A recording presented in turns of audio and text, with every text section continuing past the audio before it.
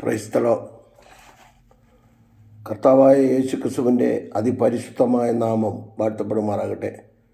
വീണ്ടും ഒരു പ്രാവശ്യം കൂടി യൂട്യൂബിൽ കൂടെ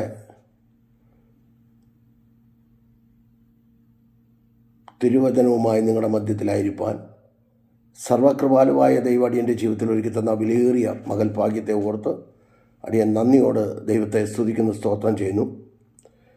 അടിയനെ ഈ വീഡിയോയിൽ കൂടെ ശ്രവിക്കുന്ന ജാതിമത സംഘടനാ വ്യത്യാസമെന്നെ എല്ലാ പ്രിയപ്പെട്ടവർക്കും വീണ്ടും വരുന്ന യേശുക്രിസ്തുവിൻ്റെ നിസ്തുല്യ നാമത്തിൽ എൻ്റെ സ്നേഹവന്ദനത്തെ പ്രാരംഭമായി ഞാൻ അറിയിക്കുന്നു.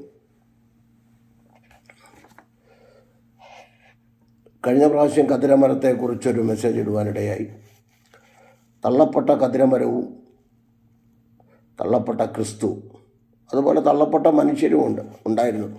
അതിനെക്കുറിച്ച് ചില ചിന്തകൾ ഇടുവാനിടയായി. എന്നാൽ അതിൻ്റെ മുകളിലുള്ള മൂടിയെക്കുറിച്ചാണ്. ആ മൂടി എന്താണ്, അതായത് കതിരമരം കൊണ്ടുണ്ടാക്കിയ പെട്ടകത്തെക്കുറിച്ച് ചുരുക്കം ചില ചിന്തകൾ തരുവാൻ ദൈവം സഹായിച്ചു.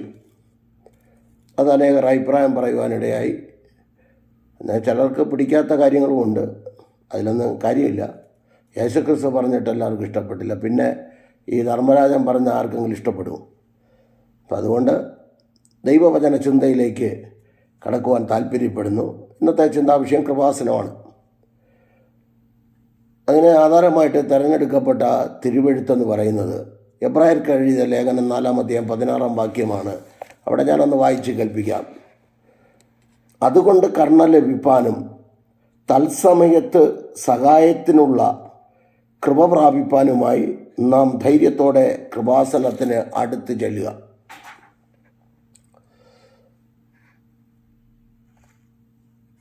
തിരുവെഴുത്തുകളെ നമ്മൾ ആധികാരികമായി മനസ്സിലാക്കിയാൽ നമുക്ക് കുറേ കാര്യങ്ങൾ എല്ലാവർക്കും അറിയാം. എങ്കിലും ദൈവം പെട്ടകം ഉണ്ടാക്കുവാൻ പറഞ്ഞതിനോടനുബന്ധിച്ച് തന്നെ കൃപാസനത്തിൻ്റെ കാര്യവും പറയുന്നു.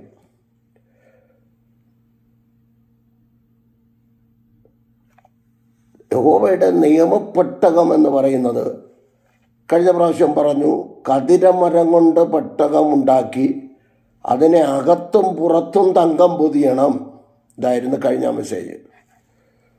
തള്ളപ്പെട്ട കതിരമരത്തെക്കുറിച്ചും ക്രിസ്തുവിനെക്കുറിച്ചും തള്ളപ്പെട്ട ക്രിസ്തുവിനെക്കുറിച്ചുമൊക്കെ ആ കതിരമരത്തോട് അനുബന്ധിച്ച് ചില ചിന്തകൾ തരുവാനിടയായി.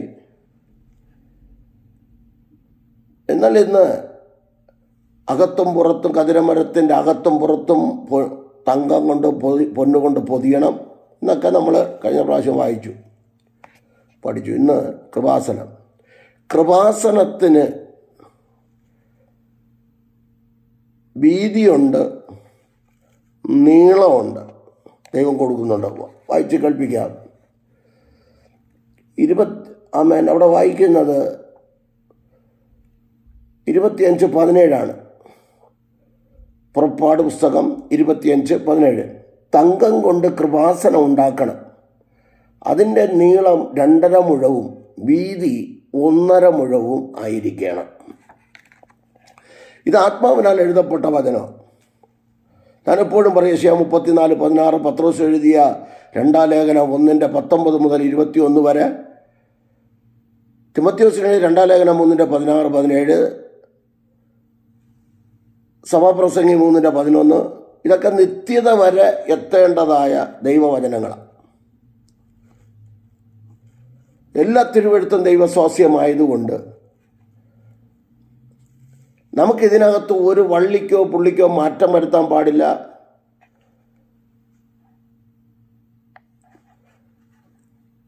ഒരു വള്ളിക്കോ പുള്ളിക്കോ മാറ്റം വരുത്താൻ പാടില്ല.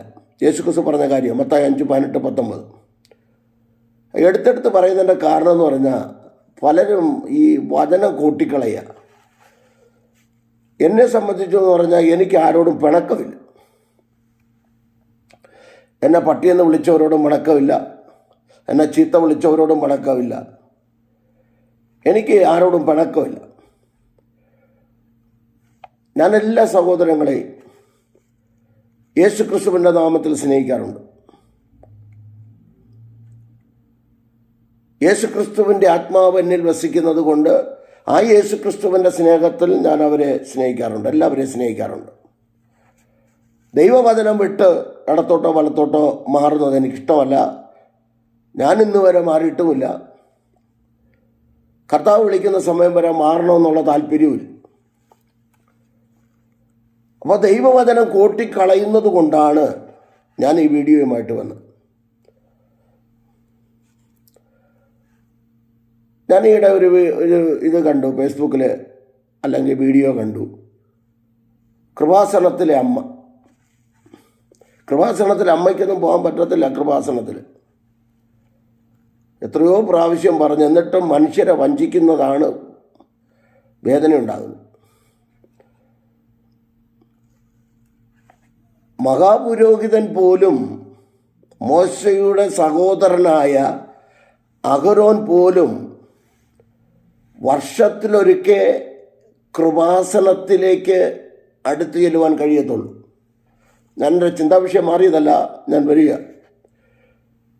വർഷത്തിലൊരിക്കൽ കാളകളുടെയോ ആട്ടുകൊറ്റൻ്റെയോ രക്തം എടുത്തുകൊണ്ട് തൻ്റെ പാപത്തിന് പരിഹാരം വരുത്തിയതിനനന്തരം, ലേവ്യ പുസ്തകം 16-ാം അധ്യായം പഠിച്ചാൽ മതി, 16-ാം അധ്യായം പഠിച്ചു കഴിഞ്ഞാൽ മനസ്സിലാവും. പാപത്തിന് പരിഹാരം വരുത്തിയതിനനന്തരം താൻ യാഗപീഠത്തിൽ നിന്ന്, പ്രാകാരത്തിൽ നിന്ന് താമ്രത്തൊട്ടിയിൽ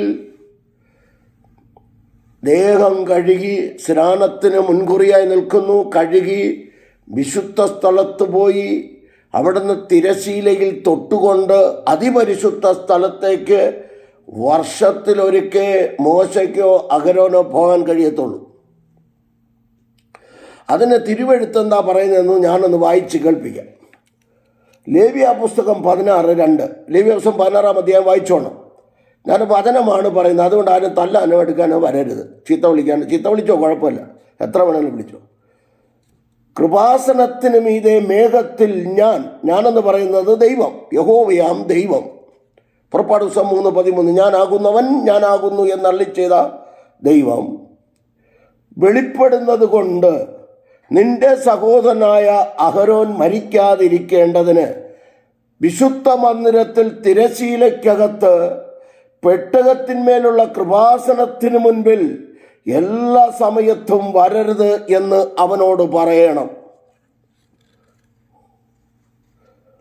കൃപാസനത്തിന്മേൽ നിന്നുകൊണ്ട്, അടുത്ത പദം സംഖ്യാപുസ്തകം 7-ാം അധ്യായം 8-ാം വാക്യത്തിൽ പറയുന്നു, കൃപാസനത്തിന്മേൽ നിന്നുകൊണ്ട് 2 കെരൂബുകളുടെ നടുവിൽ, 7-ാം അധ്യായം 89-ാം വാക്യം, കൃപാസനത്തിന്മേൽ നിന്നുകൊണ്ട് 2 കെരൂബുകളുടെ നടുവിൽ നിന്നുകൊണ്ട് ദൈവം സംസാരിക്കുന്നു. ദിനവൃത്താന്തങ്ങൾ 1-ാം പുസ്തകം 13:6 അത് പറയുന്നു. ശമൂവേൽ എഴുതിയ 1-ാം പുസ്തകം 4:4 പറയുന്നു. പുറപ്പാട് പുസ്തകം 25:22 പറയുന്നു. ദൈവം എവിടെയാണ്? അതിപരിശുദ്ധ സ്ഥലത്ത് തന്നെയാണ് ഇറങ്ങുന്നതെങ്കിലും അതിപരിശുദ്ധ സ്ഥലത്ത് കൃപാസനമുണ്ട്. കൃപാസനത്തിൻ്റെ മുകളിൽ നിന്നുകൊണ്ട് 2 കെരൂബുകളുടെ നടുവിൽ നിന്നുകൊണ്ട് ദൈവം പറഞ്ഞതുപോലെ പണിത ആ കെരൂബുകളുടെ നടുവിൽ നിന്നുകൊണ്ട് ദൈവം സംസാരിക്കുന്നു. അപ്പോൾ എപ്പോഴും ഓടിച്ചെല്ലാൻ പറ്റത്തില്ല കൃപാസനത്തിൽ. തിരുവെഴുത്തുകൾ പുറകോട്ട് നോക്കിയാൽ, നമ്മുടെ ഭാഷയെ പറഞ്ഞാൽ പഴയ നിയമം. എനിക്കിതിനകത്ത് പഴയതൊന്നും തോന്നുന്നില്ല, എല്ലാം പുതിയതായിട്ടാണ് തോന്നുന്നത്. വായിക്കും തോറും ആഴം വർദ്ധിക്കുന്ന ഒരേ ഒരു പുസ്തകം വിശുദ്ധ ബൈബിളാണെന്ന് ഞാൻ പലവട്ടം പറഞ്ഞു. ധ്യാനിക്കും തോറും ആഴമേറിയ സത്യങ്ങൾ ഇതിനകത്ത് വെളിപ്പെടാറുണ്ട്. അതൊരു ഭക്തന് മാത്രമേ അത് പറയുവാൻ കഴിയുള്ളൂ. കാര്യസാധ്യത്തിന് വേണ്ടി ദൈവവചനത്തെ എടുത്ത് ആരും കോട്ടിക്കളഞ്ഞ് കാശുണ്ടാക്കരുത്. ഇതിനൊക്കെ നമ്മൾ ഞാനടക്കം കണക്ക് കൊടുക്കേണ്ടി വരും.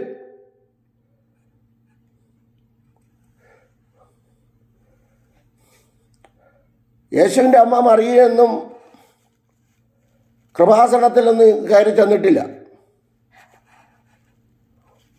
അപ്പോസ്തലന്മാരുടെ പ്രവൃത്തികൾ 1-ാം അധ്യായം 14 മുതൽ നിങ്ങൾ 20 വരെയുള്ള ഭാഗം വായിച്ചു നോക്ക്.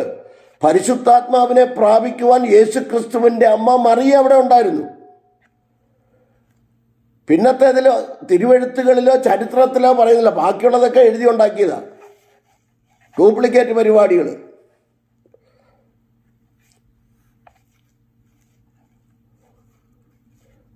അപ്പോൾ ഇവിടെയാണ് നമ്മുടെ ചിന്താവിഷയം പോകേണ്ടത്. അമ്മയ്ക്ക് അത്ഭുതം ചെയ്യാൻ കഴിയത്തില്ല. തെളിയിക്കാൻ കഴിയുമെങ്കിൽ കാനാവിലെ കല്യാണത്തിന് യോഹന്നാന്റെ സുവിശേഷം 2-ാം അധ്യായത്തിൽ അവർക്ക് അത്ഭുതം ചെയ്യാൻ കഴിയുമായിരുന്നെങ്കിൽ അവരോട് അത്ഭുതം ചെയ്യുമായിരുന്നു. അവൻ എന്തെങ്കിലും കൽപ്പിച്ചാൽ അത് ചെയ്യുമെന്ന യോഹന്നാന്റെ സുവിശേഷം 2-4-5 വാക്യങ്ങളിലൊക്കെ കാണുന്നത്. കാരണം വേറെ ആരെ കൊണ്ട് അവിടെ ചെയ്യാൻ കഴിയത്തില്ലെന്നാണ് അതിൻ്റെ അർത്ഥം. വേറെ ഒന്നും വ്യാഖ്യാനം ഇല്ല. ബാക്കിയുള്ളത് വ്യാഖ്യാനമൊക്കെ ദുർവ്യാഖ്യാനോ. അമ്മ പോയി യേശുവിൻ്റെ അരികെ മധ്യസ്ഥനാണ് ചെന്നത്. അമ്മയിൽ കൂടെ അല്ല. തിമോഥെയോസിന്റെ 1-ാം ലേഖനം 2:5 പറയുന്നു, ദൈവം ഒരുവനല്ലോ, ദൈവത്തിനും മനുഷ്യർക്കും മധ്യസ്ഥനും ഒരുവൻ, അത് തന്നെത്താൻ മറുവിലയായി കൊടുത്ത കർത്താവായ യേശു ക്രിസ്തുവാണ് ഏക മധ്യസ്ഥൻ. വേറൊരു മധ്യസ്ഥനില്ല. വേറൊരു മധ്യസ്ഥനോടുള്ള പ്രാർത്ഥനയും ശരിയല്ല. തിരുവെഴുത്തിന് യേശു ക്രിസ്തുവിൻ്റെ അരികെ നമുക്ക് 7 യുഗങ്ങളിൽ കൃപായുഗത്തിൽ നിൽക്കുന്ന നമുക്ക് യേശു കർത്താവിൻ്റെ രക്തത്താൽ വീണ്ടെടുക്കപ്പെട്ട് യേശു ക്രിസ്തുവിൻ്റെ രക്തത്താൽ കഴുകൽ പ്രാപിച്ച് യേശു കർത്താവിനെ സ്വന്തം രക്ഷകനായി സ്വീകരിച്ച് വിശ്വാസ സ്നാനം സ്വീകരിച്ച മത്തായി 28:18 മുതൽ 20 വരെയുള്ള വാക്യപ്രകാരം വിശ്വാസ സ്നാനം സ്വീകരിച്ച് വേർപെട്ട സഭയോട് കൂട്ടായ്മ ആചരിക്കുന്ന ഒരു വ്യക്തി ജീവിതത്തിന് ഇന്ന് നമുക്ക് ഏത് സമയത്തും ധൈര്യത്തോടെ എബ്രായർ 4:16 വചനപ്രകാരം കൃപാസനത്തിലേക്ക് നമുക്ക് അടുത്ത് ചെല്ലാം. ധൈര്യത്തോടെ അടുത്ത് ചെല്ലാം. അന്ന് ഭയപ്പെട്ടാ പോയത്. അതാ ഒരു ഇടക്കെട്ടും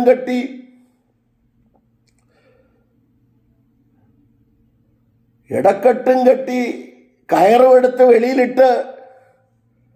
നിങ്ങൾ ലേവ്യ പുസ്തകം 10-ാം അധ്യായം 1 മുതൽ 10 വരെയുള്ള ഭാഗങ്ങൾ വായിച്ചു നോക്ക്. അവിടെ നാദാബും അബീഹുവും അന്യാഗ്നി കത്തിച്ചു. അന്യാഗ്നി കത്തിച്ചതിനനന്തരം എന്താണ് അവിടെ സംഭവിച്ചത്? അവർ മരിക്കുവാനിടയായി. തൽക്ഷണം മരിച്ചു. അന്യാഗ്നി എന്താന്ന് അതേ അധ്യായത്തിൽ കിടപ്പുണ്ട്. ആലയത്തിൽ കയറുമ്പോൾ മദ്യം കുടിക്കരുത്, വീഞ്ഞു കുടിക്കരുത് എന്ന് പറഞ്ഞത് അവർ കുടിച്ചിട്ടാണ് അന്യാഗ്നി കത്തിച്ചത്. അന്യാഗ്നിയല്ല തീ കത്തിച്ചത്. 9 ലേവ്യ പുസ്തകം 9:24 യഹോവയുടെ സന്നിധിയിൽ തീ ഇറങ്ങുമ്പോൾ അഹരോനും പുത്രന്മാരും അതിനകത്തുണ്ടായിരുന്നു. 8-ാം അധ്യായം 9-ാം അധ്യായം പഠിച്ചു കഴിഞ്ഞാൽ അവർ അവിടെ ഒരാഴ്ചയായിട്ടുണ്ടായിരുന്നു. അവർ പുറത്തൊങ്ങും പോയി അന്യാഗ്നി കത്തിക്കാൻ തീപ്പെട്ടി വാങ്ങിച്ചുകൊണ്ട് വന്നില്ല. കാരണം ഓൾറെഡി അവിടെ തീ ഇറങ്ങി. ലേവ്യ പുസ്തകം 9:24 തീ ഇറങ്ങി. ഞാനത് എടുക്കാനുള്ള കാരണം, അത് പറയാനുള്ള കാരണം,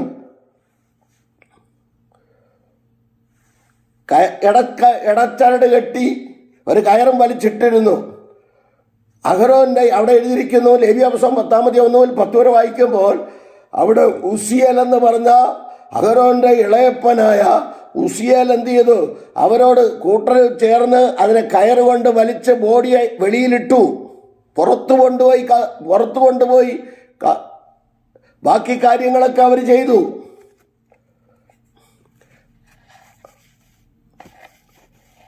അന്യാഗ്നി എരിഞ്ഞാൽ അവർ കത്തിപ്പോയില്ല. അവിടെ അശുദ്ധമാകും. എൻ്റെ ഭാഷ പറഞ്ഞാൽ ഉള്ളിലിറങ്ങി തീ, ഉയരങ്ങളിൽ നിന്ന് തീ ഇറങ്ങി ഹൃദയത്തിനകത്തിറങ്ങി അവയവങ്ങൾ കത്തി ഇവർ നശിച്ചു, മരിച്ചു. അവയവങ്ങൾ കത്തിച്ചു കളഞ്ഞു, മരിച്ചു എന്ന് വേണം വ്യാഖ്യാനിക്കാൻ. ഇല്ലെങ്കിൽ പിന്നെ കയറ് വെച്ച് വലിച്ച് പുറത്തിടാൻ പറ്റത്തില്ലല്ലോ. തന്നെയല്ല അവിടെ കിടന്ന് കത്തിക്കഴിഞ്ഞാൽ അശുദ്ധമാകുമല്ലോ ദൈവത്തിൻ്റെ ആലയം, ദൈവം വസിക്കുന്ന സ്ഥലം, സമാഗമന കൂടാരം, വിശുദ്ധ സ്ഥലം, പ്രാകാരം, വിശുദ്ധ സ്ഥലം, അതിപരിശുദ്ധ സ്ഥലം. അതുകൊണ്ട് വലിച്ച് പുറത്തെടുക്കട്ടെ. അതുകൊണ്ട് വേറൊരാൾക്ക്, മഹാപുരോഹിതന് പോലും വർഷത്തിലൊരിക്കലേ പോകാൻ കഴിയുള്ളൂ. അതുകൊണ്ടാണ് ലേവ്യ പുസ്തകം 16 അധ്യായം പഠിക്കാൻ പറഞ്ഞത്.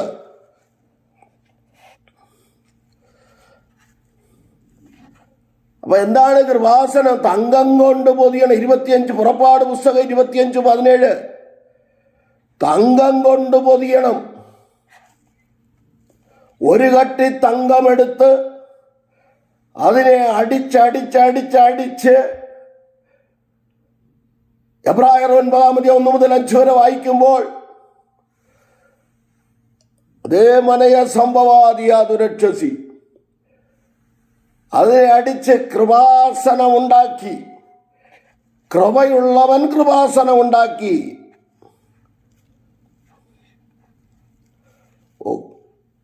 പുറപ്പാട് പുസ്തകം 31 അധ്യായത്തിൽ ബസലേലും ഒഹോലിയാവും ചേർന്ന് ദിവ്യാത്മാവിനാൽ നിറച്ച് സകലവിധ ജ്ഞാനവും കൊടുത്തവൻ കൃപാസനമുണ്ടാക്കി. കൃപയുള്ളവൻ കൃപാസനമുണ്ടാക്കിയത് കൊണ്ട് അതിനകത്ത് ഡ്യൂപ്ലിക്കേറ്റ് പരിപാടിയൊന്നും വന്നില്ല. ദൈവം പറഞ്ഞതുപോലെ അവർ ചെയ്തു. എനിക്ക് ദൈവദാസന്മാരോട്, കുടുംബാംഗങ്ങളോട്, ദൈവദാസിമാരോട്, ദൈവവചനം ശുശ്രൂഷിക്കുന്നവരോടൊരു കാര്യം പറയുവാനുണ്ട്. ദൈവം തന്നിരിക്കുന്ന ദൈവകൃപയെ നഷ്ടമാക്കി കളഞ്ഞിട്ട്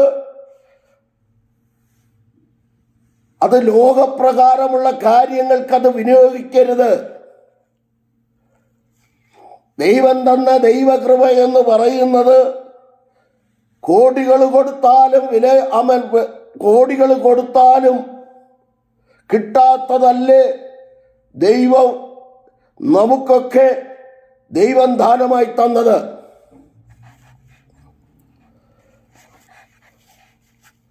ആ ദൈവകൃപയെ ആരും നഷ്ടപ്പെടുത്തരുത്. നമ്മെ കാണുന്നവർ ക്രിസ്തുവിനെ കാണണം.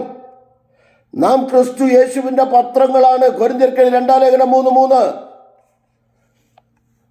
നാം മറ്റുള്ളവരുടെ മുൻപിൽ മാതൃകയായിരിക്കണം. ശത്രുക്കളെ പോലും സ്നേഹിപ്പീൻ എന്ന് പഠിപ്പിച്ച കർത്താവായ യേശു ക്രിസ്തുവിന്റെ പ്രമാണത്തിലല്ലേ നമ്മൾ നിൽക്കുന്നത്. എന്നെ എത്രയോണം ഈ സൗദിയുടെ പ്രദേശത്ത് വെച്ച് പട്ടിയെന്ന് വിളിച്ചവരൊക്കെ ഭൂമിയിൽ നിന്ന് മാറ്റപ്പെട്ടു. ഒരാൾ പട്ടിയെന്ന് വിളിച്ച് പട്ടി കുരയ്ക്കുന്നത് പോലെ കുരച്ചു മരിച്ചു. ഇതൊക്കെ എന്തിനാ പറയുന്നത്? പ്രതികാരം ചെയ്യുന്നതല്ല. എന്തുകൊണ്ട് ബൈബിൾ തെറ്റായിട്ടും കുറവ് കുറവായിട്ടും ചെയ്തവർ പാപം ചെയ്തു എന്നൊക്കെ എന്താണ് എഴുതി വച്ചിരിക്കുന്നത്? ശലോമോനെ പോലും വീഴ്ത്തിയ കാലഘട്ടങ്ങളിലാണ് നാം ആയിരിക്കുന്നത്. നമുക്ക് വേണ്ടത് ഒരു നിത്യതയാണ് സഹോദരങ്ങളെ. നമുക്ക് എറ്റേണിറ്റി കിട്ടുമോ? അതാണ് ലക്ഷ്യം. ആ നിത്യത കിട്ടിയില്ലെങ്കിൽ ഈ ലോകത്ത് കിടന്ന് പ്രസംഗിച്ചത് കൊണ്ട് യാതൊരു കാര്യമില്ല. ഞാനടക്കം. നോഹയ്ക്ക് ആരെയും നേടാൻ കഴിഞ്ഞില്ലെങ്കിൽ തൻ്റെ കുടുംബത്തെ നേടി.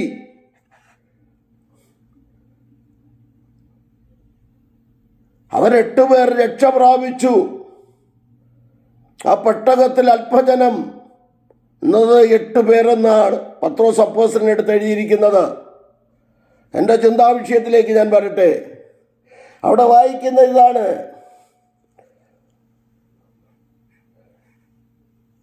അല്ലാതെ അമ്മയുടെ ഫോട്ടോയും വെച്ചുകൊണ്ട്, മറിയയുടെ ഫോട്ടോയും വെച്ചുകൊണ്ട് അതൊരു കൃപാസനമാണെന്ന് പറയാൻ പറ്റത്തില്ല. കാരണം അമ്മയ്ക്ക് കൃപാസനത്തിലേക്ക് കയറി പോകാൻ പറ്റത്തില്ലായിരുന്നു അന്നത്തെ കാലഘട്ടങ്ങളിൽ. പിന്നെ പരിശുദ്ധാത്മാവിനെ പ്രാപിച്ച കൂട്ടത്തിൽ അവരും പ്രാപിച്ചതുകൊണ്ട് ഏത് സമയത്തും നമുക്ക് ചെല്ലാൻ കഴിയുന്നത് പോലെ അവർക്കും അടുത്ത് ചെല്ലാമായിരുന്നു. അതുകൊണ്ടാണ് പൗലോസ് ശ്ലീഹ ഇങ്ങനെ എടുത്ത് എഴുതിയത്: നാം കൃപ പ്രാപിപ്പാൻ തത്സമയത്തുള്ള സഹായത്തിന് നമുക്ക് ധൈര്യത്തോടെ നാം കൃപാസനത്തിലേക്ക് അടുത്ത് ചെല്ലാം. അതെന്താണ് കൃപ? നാം കൃപയുഗത്തിലാണ് കുഞ്ഞുങ്ങളെ നിൽക്കുന്നത്. എഫെസ്യർ 2:8 നാം കൃപയാലല്ലോ നാം വിശ്വാസം മൂലം രക്ഷിക്കപ്പെട്ടത്. എല്ലാം കൃപയാല. പൗലോസ് അപ്പോസ്തലൻ ഞാനായിരിക്കുന്നത് കൃപയാല,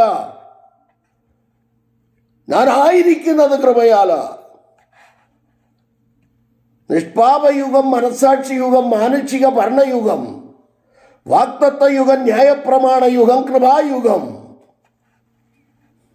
6ാമത്തെ യുഗമായ കൃപായുഗത്തിൽ നാം നിൽക്കുമ്പോൾ ഇതിനിടയ്ക്ക് ഓരോരുത്തരൊക്കെ പറയുന്നുണ്ട് ദൂതന്യ യുഗം, ഇരുണ്ട കാലഘട്ടത്തിൽ അതൊരു യുഗം, മധ്യാകാശത്തിൽ 7 വർഷം അത് യുഗം, ഒരു യുഗം, സഹസ്രാത്മ ഇതൊക്കെ പറയുന്നുണ്ട്. എന്തായാലും വേണ്ടില്ല, ഈ 6 യുഗത്തെക്കുറിച്ച് 6ാമത്തെ യുഗത്തിലാണ് നാം നിൽക്കുന്നത്. കൃപ, ആ ദൈവകൃപ പ്രാപിക്കാൻ കൊരിന്ത്യർക്ക് എഴുതിയ 1 ലേഖനം 12-ാം അധ്യായം, 13-ാം അധ്യായം, 14-ാം അധ്യായം വായിച്ചു നോക്കിക്കേ. ഇത്രയും ദൈവകൃപയുള്ള കൊരിന്ത്യ സഭയിൽ എന്തൊക്കെയാണ് നടന്നത്? അവർ എന്തൊക്കെയാണ് ചെയ്തത്?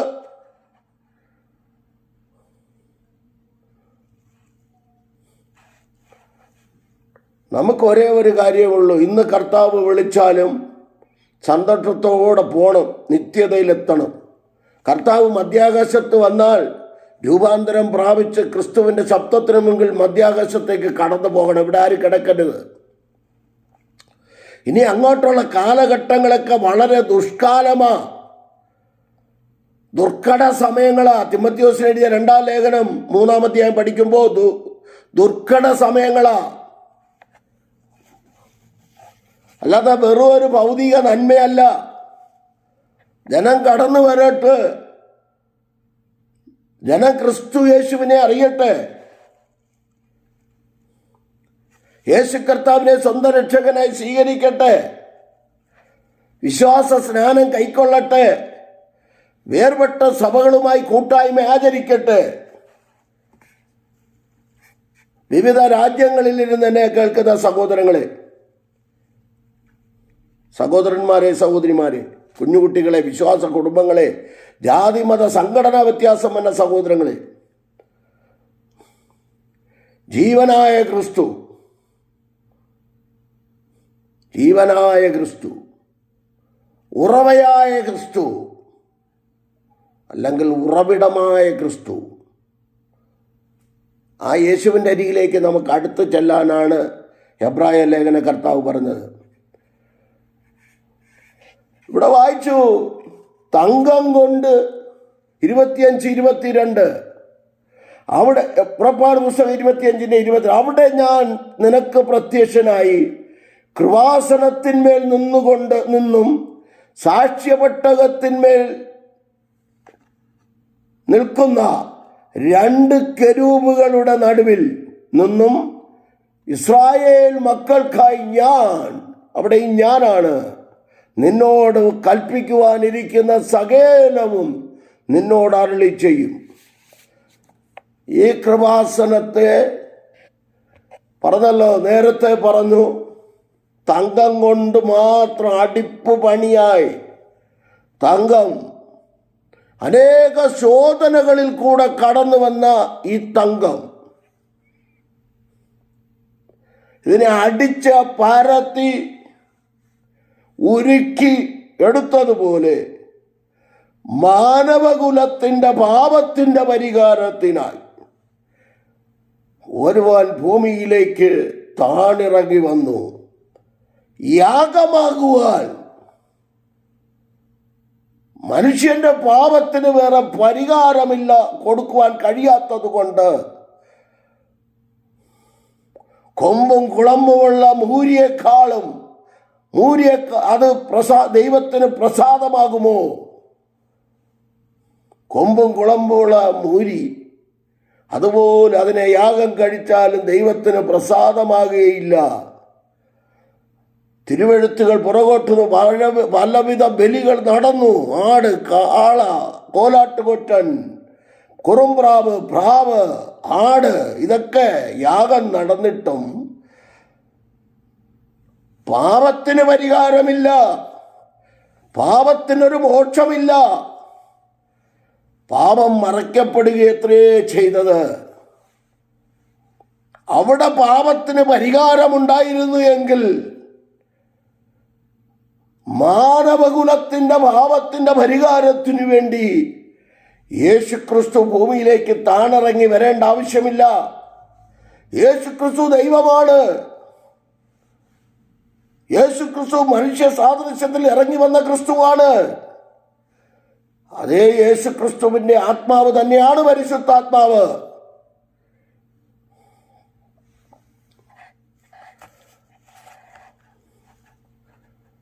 ആ കർത്താവിൻ്റെ കരങ്ങളിൽ ഏൽപ്പിച്ചു കൊടുക്കാൻ എൻ്റെ പാപത്തിന് പരിഹാരത്തിന് വേണ്ടി ഇറങ്ങി വന്ന ക്രിസ്തു യേശു, ആ യേശു ക്രിസ്തുവിൻ്റെ സന്നിധിയിലേക്ക് അടുത്ത് വരാനാണ് പറഞ്ഞത്. അല്ലാതെ ഇവിടുത്തെ മധ്യസ്ഥന്മാരുടെ അടുക്കലേക്ക് പോകാനല്ല. ആരും പോകല്ലേ.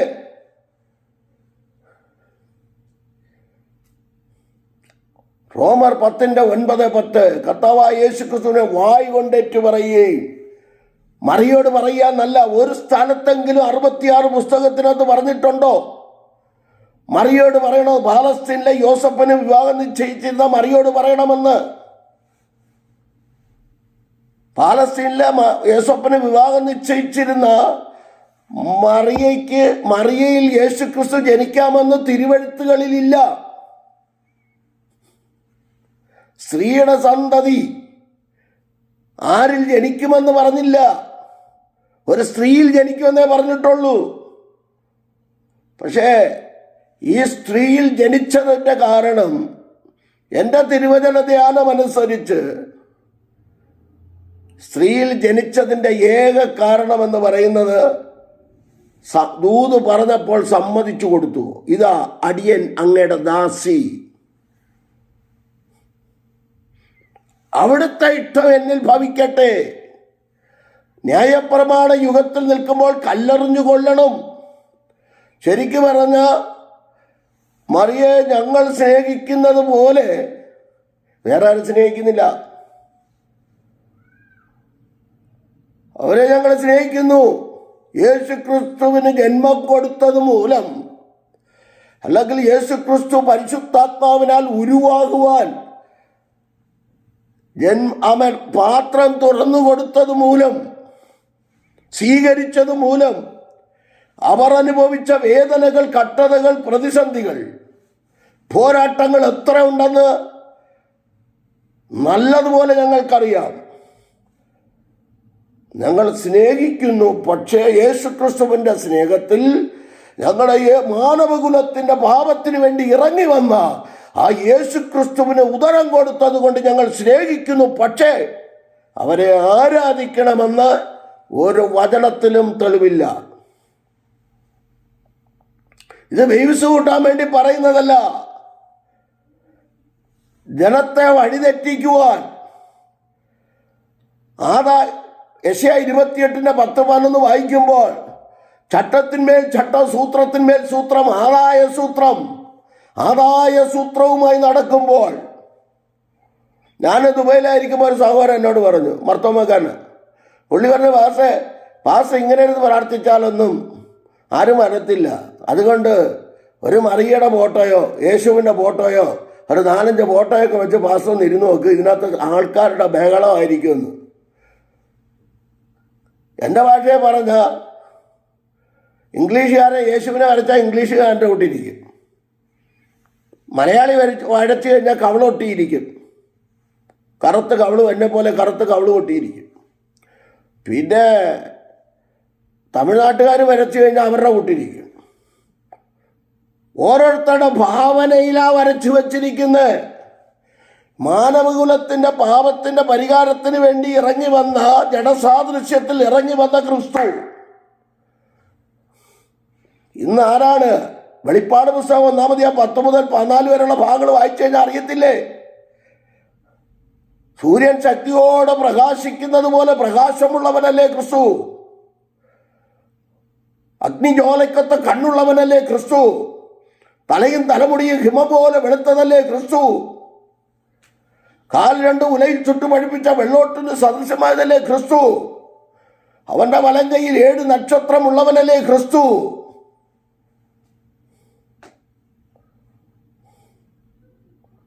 അവൻ പൊൻനിലവിളക്കുകളുടെ നടുവിൽ നിൽക്കുന്നവനല്ലേ ക്രിസ്തു? മാറത്ത് പൊൻകച്ച കെട്ടിയവനല്ലേ ക്രിസ്തു? അതുകൊണ്ട് ഇതൊന്നുമല്ല, ഞങ്ങൾ വിശ്വാസത്താൽ കാണുന്നു, ഞങ്ങൾ വിശ്വാസത്താൽ നടക്കുന്നു. തങ്കം കൊണ്ട് കതിരമരം ഉണ്ടാക്കണം, തങ്കം കൊണ്ട് കൃപാസനം ഉണ്ടാക്കണം. അതിനെ അടിച്ചതുപോലെ അടിച്ചുരുക്കി പെട്ടകത്തിന് നീളം വീതി ഉയരം കൊടുത്ത് അത് അകത്തും പുറത്തും തങ്കം പൊതിഞ്ഞുകൊണ്ട് അതിനകത്ത് എബ്രായർ 9:1-5 വരെ വായിച്ചാൽ മന്ന ഇട്ട് വെച്ച പൊൻപാത്രവും അഹരോന്റെ തളിർത്ത വടിയും നിയമത്തിന്റെ കൽപ്പലകളും ഒക്കെ അതിനകത്തിരിക്കുമ്പോൾ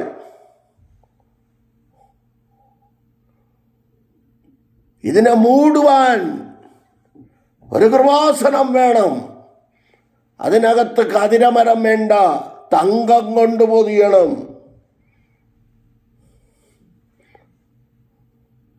തങ്കം കൊണ്ടുണ്ടാക്കണം. അതിനകത്ത് പൊതിയല്ല വേണ്ടേ എന്ന് പറഞ്ഞാൽ നീളം കൊടുത്തു, വീതി കൊടുത്തു, പക്ഷെ ഉയരം കൊടുത്തില്ല.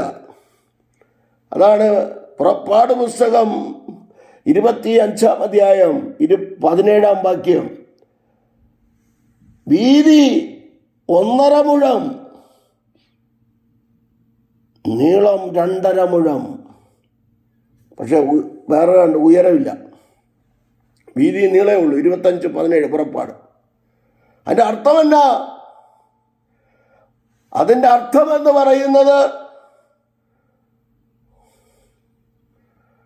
ദൈവകൃപയുടെ ഉയരം എത്ര എന്നത് അളക്കാൻ ലോകത്തിൽ ഒരു വ്യക്തിക്ക് കഴിയത്തില്ല. ദൈവകൃപയുടെ ആഴമളക്കുവാൻ, ദൈവകൃപയുടെ ഉയരമളക്കുവാൻ ലോകത്തിലെ ഒരു മഹാന്മാർക്കും കഴിയത്തില്ല.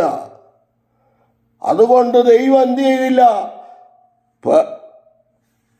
കൃപാസനത്തിന് ഉയരം കൊടുത്തിട്ടില്ല, അളവ് കൊടുത്തിട്ടില്ല.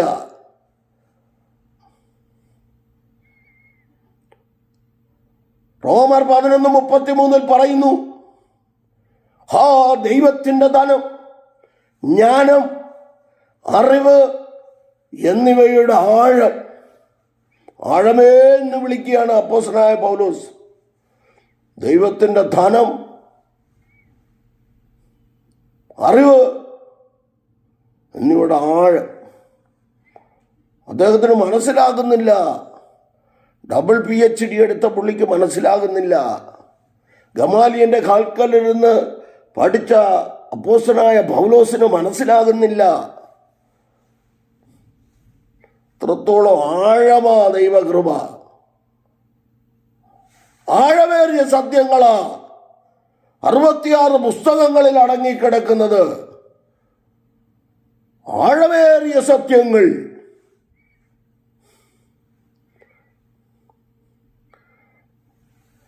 തങ്കം കൊണ്ട് തങ്കത്തൊരു കട്ടി തങ്കമെടുത്ത് അതിനെ അടിച്ചു പരത്തി ക്ലിയറാക്കി കൃപാസനമാകുന്ന ഈ മൂടി കൃപ കൊണ്ട് മൂടപ്പെടുന്നു. അതിൻ്റെ മുകളിൽ 2 കെരൂബുകൾ തങ്കം കൊണ്ട് പൊതിഞ്ഞ് അതിനെ ഉണ്ടാക്കി വെച്ചിരിക്കുന്നു. തങ്കം കൊണ്ട് പൊതിഞ്ഞു വച്ചിരിക്കുക. 2 കൃപാസനത്തിന് മുകളിൽ 2 സൈഡിലായിട്ട് നേർക്കുനേർ നോക്കി നിൽക്കാൻ. അവിടുത്തെ കെരൂബുകളുടെ പണി എങ്ങനെയാണെന്ന് ചോദിച്ചാൽ, ചിറക് രണ്ടും വിടർത്തി നിൽക്കുന്നു കെരൂബുകൾ. തല അവർ നേർക്കുനേർ നോക്കി കുനിഞ്ഞ പെട്ടകത്തിനകത്തേക്ക് നോക്കി നിൽക്കുന്നു. കാരണം ദൈവകൃപയുടെ ആഴം ഈ പെട്ടകത്തിന് അകത്തിരിക്കുന്ന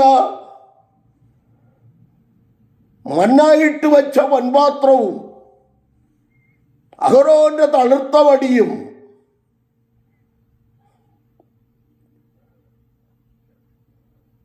കൽപ്പലകകളും ഇതൊക്കെ കൊണ്ട് വച്ചിരിക്കുന്നത് കണ്ട് കൃപ കൊണ്ട് മൂടി.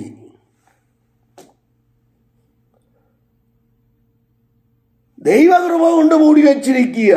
പ്രിയദാസന്മാരെ, ദൈവദാസന്മാരെ, ദാസിമാരെ, വിശ്വാസ കുടുംബങ്ങളെ, ദൈവകൃപയാൽ നമ്മെ മൂടപ്പെട്ടിരിക്കുക. ഈ അന്ത്യകാലത്ത് ദുർഘട സമയങ്ങൾ വരുമ്പോൾ ദൈവകൃപ ഇല്ലാതെ നമുക്ക് മുന്നോട്ട് പോകുവാൻ കഴിയത്തില്ല. വൈടക മനയാ സംഭവാദിയാതര ധരാജലഗതരഘടകസി. ദൈവകൃപ, ദൈവവചനം, വചനത്തിൽ വേരൂന്നി വേരൂന്നി നിൽക്കുന്ന ഒരു ഭക്തനോട് ചോദിച്ചാൽ പറയും, ഏത് പ്രതിസന്ധി വന്നാലും ഞാൻ പുറകോട്ട് പോകത്തില്ല. ആരെല്ലാം പിണങ്ങിപ്പോയാലും, ആരെല്ലാം വിട്ടുമാറിപ്പോയാലും, നമ്മിൽ പകർന്നിരിക്കുന്ന ദൈവകൃപയുടെ ആഴം നമുക്ക് മനസ്സിലാകുന്നില്ല.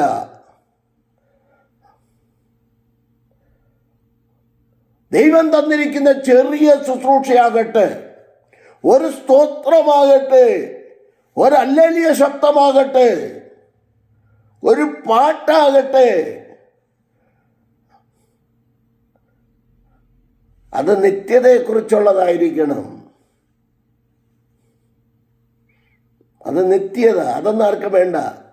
എല്ലാവർക്കും നല്ല അടിച്ചു പൊളിപ്പാട്ടാ.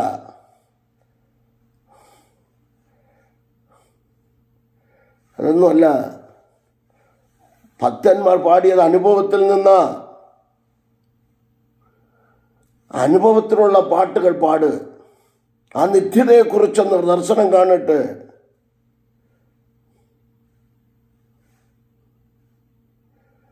ഒരു ഭക്തൻ ഇങ്ങനെ പാടി, എൻ ഭവനം മനോഹരം എന്താണെന്നും. അദ്ദേഹം പാടിയത് മുഴുവനും പരലോകത്തിലെ ഒരു ഒരു അച്ഛനാണ് പാടിയത്. പേരൊന്നും ഞാൻ ഓർക്കുന്നില്ല. പാട്ടെനിക്ക് വളരെ ഇഷ്ടമാണ്. ഞാനും 30-35 പാട്ട് എഴുതി. അതൊന്നും അത്ര രാഗം, താളം, പല്ലവിയൊന്നും അനുപല്ലവിയും ചരണങ്ങളൊന്നും ഇല്ലെങ്കിലും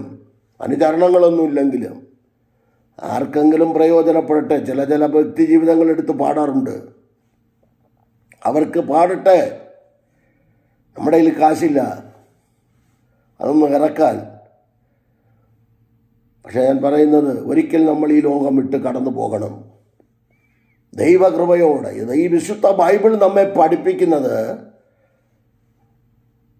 എങ്ങനെ ജീവിക്കാമെന്ന് മാത്രമല്ല, നല്ലതുപോലെ വേർപെട്ട് എങ്ങനെ ജീവിക്കാമെന്ന് മാത്രമല്ല, എങ്ങനെ നല്ലൊരു മരണം നമുക്ക് കിട്ടും അതും കൂടെ നമ്മൾ അറിയണം.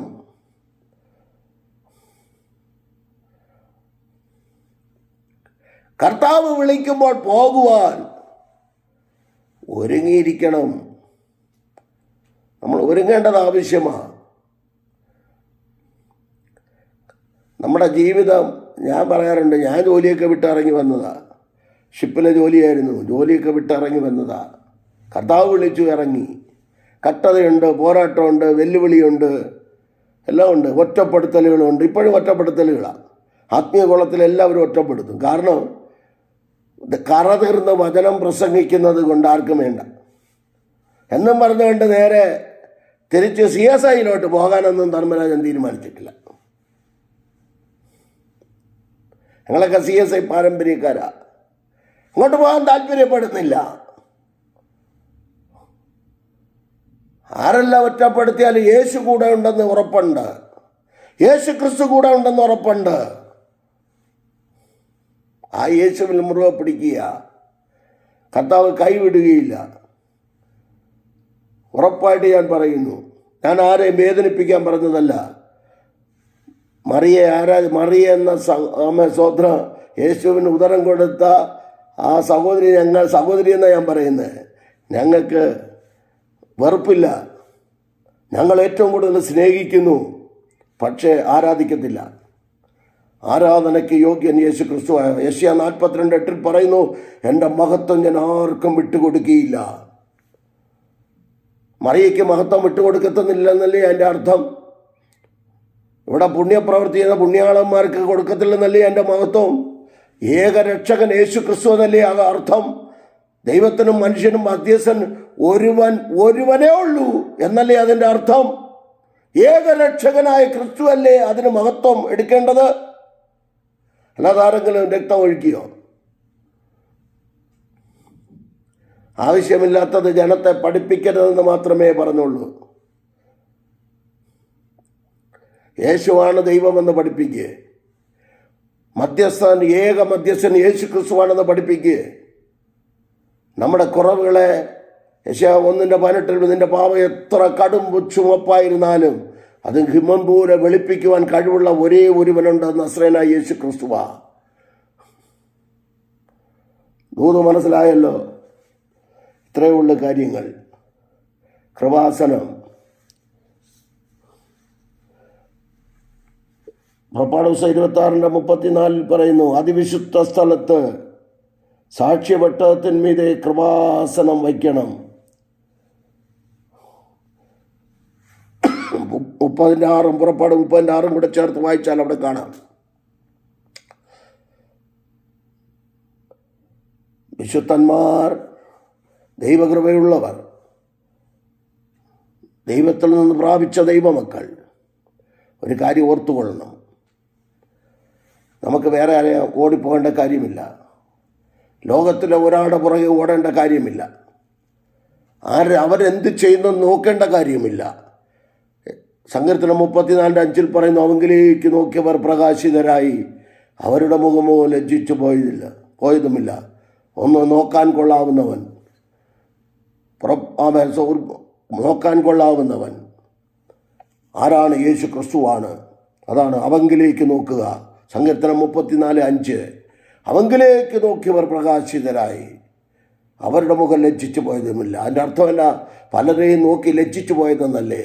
ഈ കൃപയുടെ കാലഘട്ടങ്ങളിൽ കൃപാസനത്തിങ്കിലേക്ക് ഏത് സമയത്തും അടുത്ത് ചെല്ലുവാൻ നമുക്ക് ദൈവം കൃപ തരട്ടെ.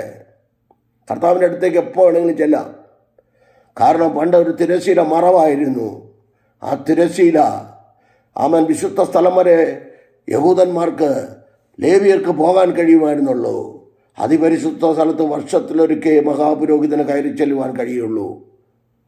എന്നാൽ ഇന്ന് ഈ കാലഘട്ടങ്ങളിൽ, ഈ കൃപയുടെ കാലഘട്ടങ്ങളിൽ ദൈവത്തിൻ്റെ അരികിലേക്ക് ഏതു സമയത്ത് നമുക്ക് അടുത്ത് ചെല്ലാം.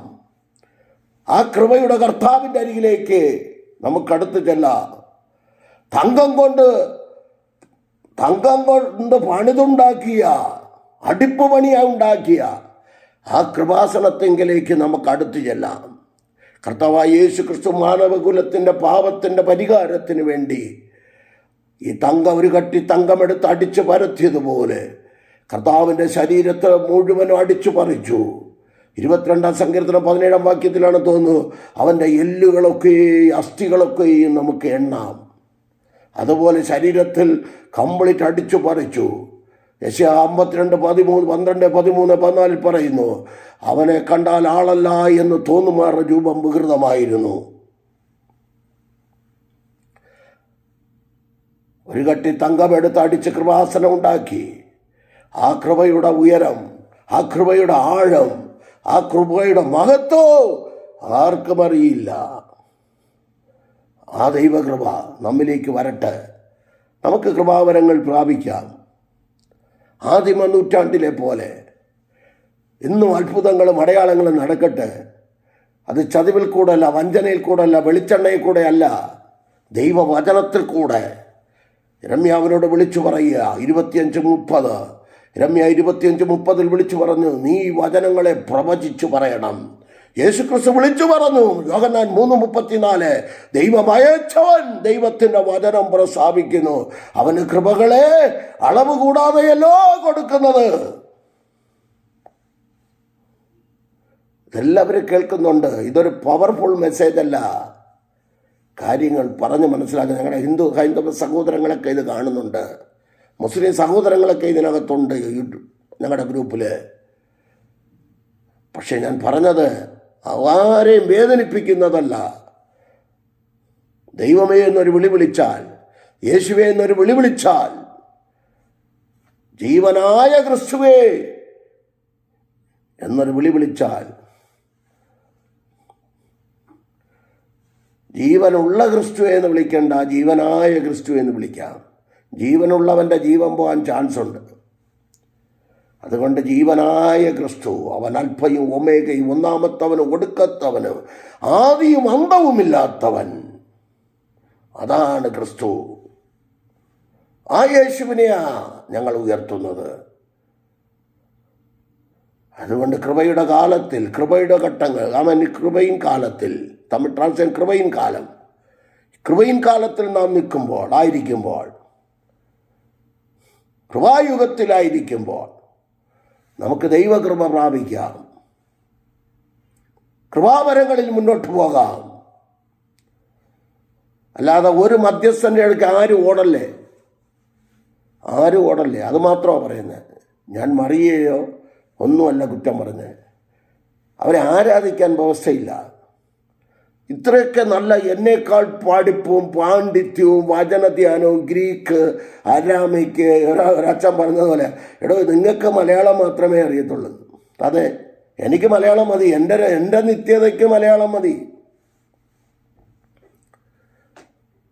എനിക്ക് ഗ്രീക്കൊന്നും വേണ്ട. ഇനി പിന്നെ സഹോദരങ്ങളൊരു കാര്യം കൂടെ ഓർത്തു വേണം.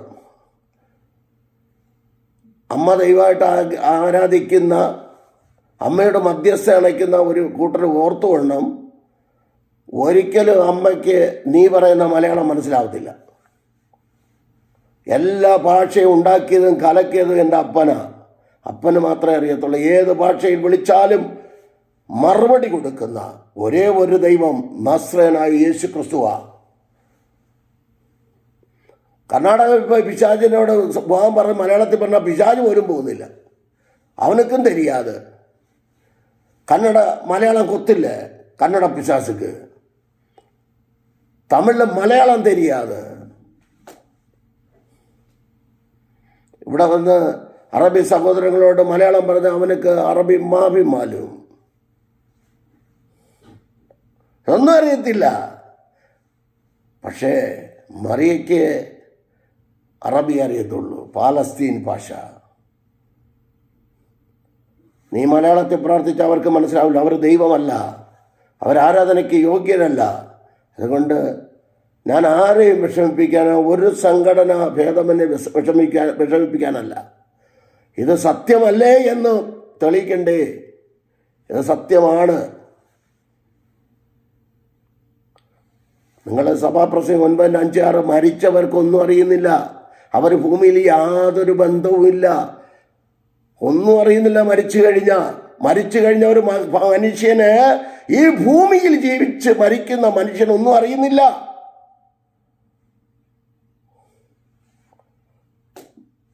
ജീവിച്ചിരിക്കുന്നവർ മരിക്കുമെന്ന് അറിയുന്നു, മരിച്ചവരോ ഒന്നും അറിയുന്നില്ല. അത് ഞാൻ യൂട്യൂബിലിട്ടുണ്ട്. മരിച്ചവരോട് പ്രാർത്ഥിക്കാമോ എന്നുള്ള വിഷയം യൂട്യൂബിലിട്ടിട്ടുണ്ട്. അതുകൊണ്ട് ഞാൻ ആ ഭാഗത്തേക്ക് ഞാനിവിടെ നിർത്തുക. ഒരു കട്ടി തങ്കമെടുത്തടിച്ച് അതിനെ രൂപപ്പെടുത്തി ആ കൃപ കൊണ്ട് പെട്ടകത്തിനകത്തിരിക്കുന്ന പെട്ടകത്തെ ദൈവകൃപ കൊണ്ട് മൂടി വെച്ച് 2 കെരൂബുകളെയും നേർക്കുനേരാക്കി ചിറക് വിടർത്തി നിൽക്കുന്നു. എന്താണ് അതിൻ്റെ അർത്ഥം? എന്നും ദൈവകൃപ അനുഭവിച്ച് ഭൂമിയിൽ കിടക്കേണ്ടവരല്ല. ആ ചിറകവിടെ ഒരിക്കൽ കർത്താവിൻ്റെ ശബ്ദം കേൾക്കും. തെസ്സലോനിക്കർക്കെഴുതി 1 ലേഖനം 4:16-17 വരുമ്പോൾ കർത്താവ് താൻ ഗംഭീരനാദത്തോടും പ്രധാന ദൂതൻ്റെ ശബ്ദത്തോടും ദൈവത്തിൻ്റെ കാഹളത്തോടു കൂടെ അവൻ മധ്യാകാശത്തേക്ക് ഇറങ്ങി വരികയും മരിച്ചവർ ഉയർക്കുകയും ജീവനോടിരിക്കുന്ന നാം രൂപാന്തരം പ്രാപിക്കുകയും ചെയ്യും. ഏൽപ്പിച്ചു കൊടുക്കാം. എന്തിനാണ് കർത്താവ് ശബ്ദം മുഴക്കുന്നത്? കർത്താവ് താൻ ഗംഭീരനാദം മുഴക്കുന്നത് മരിച്ചവരെ ഉയർപ്പിക്കുന്ന ശബ്ദം. ഭൂമിയിലായിരുന്നപ്പോൾ ലാസറേ പുറത്തു വരിക എന്ന് ഉറക്കം വിളിച്ചു. യോഹന്നാൻ 11:33 മുതൽ 44 വരെ. എന്തിനാ പ്രധാന ദൂതൻ ശബ്ദം മുഴക്കുന്നത്? യൂദായുടെ ലേഖനം 9-ാം വാക്യം വായിക്കുമ്പോൾ പറഞ്ഞു നിർത്തുക. അവിടെ പറയുന്നു, മോശയുടെ ശരീരത്തിന്മേൽ, ശവശരീരത്തിന്മേൽ അവകാശം പറഞ്ഞു നിന്ന പിശാച് നമ്മുടെ ശരീരം ഈ മർത്തിയ ശരീരം ഉയർക്കാതെ വണ്ണം അവൻ തടസ്സം ചെയ്യും. ദുഷ്ടശക്തികൾ തടസ്സം ചെയ്യും. അതിനെ വെട്ടിമാറ്റുന്ന ശബ്ദമാണ് പ്രധാന ദൂതൻ ശബ്ദം, മിഖായേൽ ശബ്ദം മുഴക്കുന്നത്. എന്തിനാണ് ദൈവം കാഹളം ഊതുന്നത്? കാഹളം ഊതുന്നത് എല്ലാവരെയും ഒരുമിച്ച് ചേർക്കാനാ, കൂട്ടിവരുത്താനാ. തിരുവെഴുത്തുകൾ പുറകോട്ട് നോക്കിയാൽ വിവിധ തരത്തിൽ ആരാധനയ്ക്ക് കാഹളം, ജനത്തെ കൂട്ടിവരുത്താൻ യുദ്ധത്തിന് പുറപ്പെടുമ്പോൾ കാഹളം ഊതും. സംഖ്യാപുസ്തകം 10-ാം അധ്യായം 9-ാം വാക്യം, നിന്റെ ദേശത്ത് ജനിക്കുന്ന ശത്രുവിൻ്റെ നേരെ നീ പുറപ്പെടുമ്പോൾ ഗംഭീര ധ്വനിയായ കാഹളം ഊതണം. ജനത്തെ കൂട്ടിവരുത്തുവാൻ വേറൊരു ശബ്ദമാ. ആരാധനയ്ക്കുള്ള ശബ്ദം വേറെയാ. വിവിധ മേഖലകളിൽ കാഹളം ഊതുന്നു. അതാ കാഹളധ്വനി. പെരുന്നാൾ എന്ന് പറയുമ്പോൾ കർത്താവ് മധ്യാകാശത്ത് വരും, കാഹളം ധ്വനിക്കും, നാം മരിച്ചവർ അക്ഷരായി ഉയർക്കും, നാം ജീവനോടിരിക്കുന്ന നാം രൂപാന്തരം പ്രാപിക്കും. 1 രക്ഷ, 2 വീണ്ടെടുപ്പ്, 3 കഴുകൽ, രക്തത്താലുള്ള കഴുകൽ, മനസ്സാന്തരം, വിശ്വാസ സ്നാനം. പലരും യേശുവിൻ്റെ നാമത്തിൽ മുക്കുന്നുണ്ട്. കുഴപ്പമില്ല, മുക്കിക്കോ. അപ്പോസ്തലന്മാരുടെ പ്രവൃത്തി 18-ാം അധ്യായം പഠിച്ചിട്ട് മുക്കിക്കോ. ഞാനതിലേക്ക് അത് പിന്നെ ഒരു വിഷയത്തിലേക്ക് വരാം. ദൈവവചനം യേശു ക്രിസ്തു പറഞ്ഞതിനപ്പുറം ആര് പറഞ്ഞാലും വിശ്വസിക്കരുത്. ആരും വിശ്വസിക്കരുത്. ഇത് പറഞ്ഞിട്ട് അത് പറഞ്ഞിട്ട് അത് ചെയ്തിട്ടെന്നൊക്കെ പറഞ്ഞുകൊണ്ടൊക്കെ ആൾക്കാർ വരും. പക്ഷേ യേശു ക്രിസ്തു മരിച്ചടക്കപ്പെട്ട് ഉയർത്തെഴുന്നേറ്റ യേശു ക്രിസ്തു അരിമ ശിഷ്യഗണങ്ങൾക്ക് കൊടുത്ത വാക്കാണ്, നിങ്ങൾ പുറപ്പെട്ട് പിതാവിൻ്റെയും പുത്രൻ്റെയും you go make disciples all the Nations and baptism. കർത്താവായ യേശു ക്രിസ്തു പറഞ്ഞ സ്നാനം, വിശ്വാസ സ്നാനം സ്വീകരിച്ച് വേർപെട്ട സഭയോട് കൂട്ടായ്മ ആചരിച്ച് വിശുദ്ധിയത്തെ വെച്ച് നമുക്ക് ഒരുങ്ങി നിൽക്കാം. ദൈവം നമ്മെ എല്ലാവരെയും അനുഗ്രഹിക്കട്ടെ. കൃപാസനത്തിൽ അമ്മയ്ക്ക് കയറി ചെല്ലാൻ പറ്റത്തില്ല. ഒരു സ്ത്രീക്ക് അന്നത്തെ കാലത്ത് കയറി ചെല്ലാൻ പറ്റത്തില്ല. ഇന്ന് ഗലാത്യർ 3:28-29 സ്വർഗത്തിലെ വിഷയമാണെങ്കിലും ക്രിസ്തുവിൽ നമ്മൾ ആണെന്നും പെണ്ണെന്നും ഇല്ലയെന്ന് പറയും. ഇവിടെ ആണെന്നും പെണ്ണെന്നും ഉണ്ട്. ആ വേർപാടുകൂടെ വേണം. അത് ഒരാൾ പറഞ്ഞ ക്രിസ്തുവിൽ ആണെന്നും പെണ്ണെന്നും ഇല്ല, അതുകൊണ്ട് സഹോദരിമാർക്കും വിശ്വാസ സ്നാനം കൊടുക്കാമെന്ന്. അങ്ങനെയൊന്നും ബൈബിളിലില്ല. സഹോദരിമാർ വീട്ടിൽ ഇരുന്നാൽ മതി. ഞാൻ പാവപ്പെടുകയാണ്. സ്നാനപ്പെടുത്താനൊന്നും പോകണ്ട, കർത്തൃമേശ കൊടുക്കാൻ പോകണ്ട, പുരുഷൻ്റെ തലയെ കൈവയ്ക്കാൻ പോകണ്ട. നിങ്ങൾ പ്രസംഗിച്ചോ, വചനം പ്രസംഗിച്ചോ, പ്രവചിച്ചോ, പ്രാർത്ഥിച്ചോ, എന്ത് വേണം ചെയ്തോ, എല്ലാം ചെയ്തോ, അതിലേക്കൊന്നുമില്ല. പുരുഷനെ ഭരിക്കരുത്. അതിനുവേണ്ടി ഒരുങ്ങുക. ദൈവത്തിൻ്റെ പ്രവൃത്തി വെളിപ്പെട്ട് പിതാവേ, എല്ലാ കണ്ണുകളും അടയുമ്പോൾ പ്രാർത്ഥനയിൽ ആയിരിക്കുമ്പോൾ ഒരു വാക്ക് പ്രാർത്ഥിക്കാൻ. പരിശുദ്ധ പിതാവേ, അവിടുത്തെ കരങ്ങളിലേക്ക് വചനം കേട്ട എല്ലാവരെയും അവിടുന്ന് സമർപ്പിച്ച് പ്രാർത്ഥിക്കുന്നു. കർത്താവെ, ആരെയും മുറിവുണ്ടാക്കാനോ മുറിവേൽപ്പിക്കാനോ ഒന്നുമല്ല. കർത്താവെ, തിരുവെഴുത്ത് സത്യങ്ങളെ ഞങ്ങൾ ചൂണ്ടിക്കാണിക്കുന്നു. അപ്പോസ്തലന്മാർ ചൂണ്ടിക്കാണിച്ചു. പത്രോസ് അപ്പോസ്തലൻ ഗലാത്യർ 2-ാം അധ്യായത്തിലേക്ക് വരുമ്പോൾ അവൻ 10 മുതലുള്ള ഭാഗങ്ങൾ വായിക്കുമ്പോൾ പൗലോസ് അപ്പോസ്തലൻ അവിടെ ശാസിക്കുന്നതായിട്ട് കാണുന്നു. തിരുവെഴുത്തുകളെ ചൂണ്ടിക്കാണിക്കുന്നതായിട്ട് കാണുന്നു. അതുപോലെ തിരുവെഴുത്തുകളെ ചൂണ്ടിക്കാണിക്കുവാൻ അടിയൻ്റെ ജീവിതത്തിൽ ഒരു അവസരം ഒരുക്കിയല്ലോ. നന്ദി പറയുന്നു. അഹരോന് പോലും എപ്പോഴും കൃപാസനത്തിൻ്റെ അരികിലേക്ക് കയറി വരരുതെന്ന് പ്രമാണം കൊടുത്തു. എപ്പോഴൊക്കെ കയറിച്ചല്ല, എങ്ങനെ കയറിച്ചല്ല, എന്തുമായി കയറിച്ചല്ല, എങ്ങനെ വിശുദ്ധിയോടെ വേർപാടോടെ ആ തിരുശീലയിൽ തൊട്ട് കയറിച്ചെല്ലാം. എബ്രായർ 10:18 വായിക്കുമ്പോൾ 18-19 വായിക്കുമ്പോൾ യേശു ക്രിസ്തുവിൻ്റെ ദേഹമെന്ന തിരശീല മുകളിൽ തൊട്ട് അടിയോളം കീറി രണ്ടായി ചിന്തി ഞങ്ങൾക്ക് പുതുവഴിയായി തുറന്നു തന്ന് ഏത് സമയത്ത് സഹായത്തിനും കൃപമാനും ധൈര്യത്തോടെ ഞങ്ങൾ കൃപാസനത്തിങ്കിലേക്ക് അടുത്തു ചെല്ലുവാൻ ഒരുക്കി തന്ന നല്ല പിതാവിന് കോടാനുകോടി നന്ദി അർപ്പിക്കുന്നു. യഹൂദന് പോലും കയറി ചെല്ലുവാൻ കഴിയാത്ത ഇടത്ത് ജാതികളായ ഞങ്ങൾ ക്രിസ്തുവിൽ കൂടെ അബ്രാഹാമിൻ്റെ സന്തതികളായി വാഗ്ദത്തത്തിന് കൂട്ടവകാശികളായി ഗലാത്യർ 3:29 ഞങ്ങളെ ആക്കി തീർത്ത കൃപയ്ക്കായി സ്തോത്രം. കരങ്ങളിൽ ഏൽപ്പിക്കും. വചനം കേട്ട എല്ലാവരെയും ജാതിമത സംഘടന ഭേദമന്യേ എല്ലാ പ്രിയപ്പെട്ടവരെയും അനുഗ്രഹിക്കണമേ. ലോകമെമ്പാട് ശുശ്രൂഷിക്കുന്ന കർത്തൃഭൃത്യന്മാർക്കായി പ്രാർത്ഥിക്കുന്നു. ജയിലിൽ കിടക്കുന്ന പ്രിയപ്പെട്ടവർക്കായി പ്രാർത്ഥിക്കുന്നു. കർത്താവെ, അവർക്ക് വേണ്ടതായ ശക്തി ബലം കൊടുക്കണമേ. കാരാഗ്രഹത്തിൻ്റെ അടിത്തട്ടിൽ ഇറങ്ങിച്ചെന്ന ദൈവ സാന്നിധ്യം അർദ്ധമനഘടകക്ഷസി ആ ദൈവ സാന്നിധ്യം അവരുടെ മേൽ ഇറങ്ങണമേ.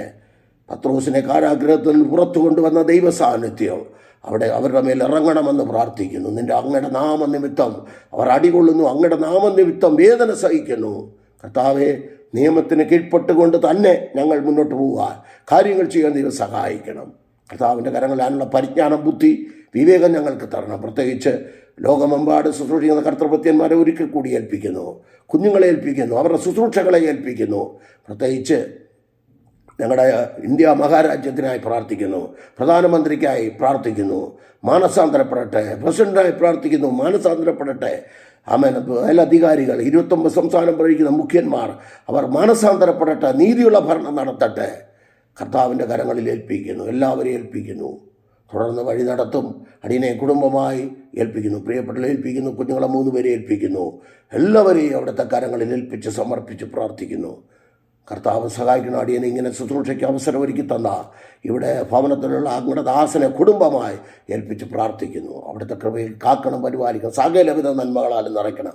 വചനം കേൾക്കുന്ന എല്ലാവരെയും, ഇനി കേൾക്കാത്ത പ്രിയപ്പെട്ടവരെയും, സകലരെയും, ജാതിമത ഭേദം തന്നെ, സംഘടനാ വ്യത്യാസം തന്നെ, എല്ലാ സഹോദരങ്ങളെയും സഹോദരിമാരെയും ദൈവദാസന്മാരെയും അവിടുത്തെ കരങ്ങളിൽ ഏൽപ്പിക്കുന്നു. പ്രാർത്ഥന കേട്ടുള്ള നന്ദി മുഴുമുഖത്തോടുന്ന് യേശു ക്രിസ്തുവിൻ നാമത്തിന്റെ പിതാവേ, ആമേൻ, ആമേൻ. God bless you, God bless you all abundantly. ദൈവം എല്ലാവരെയും അനുഗ്രഹിച്ച് കാക്കുമാറാകട്ടെ. ആമേൻ.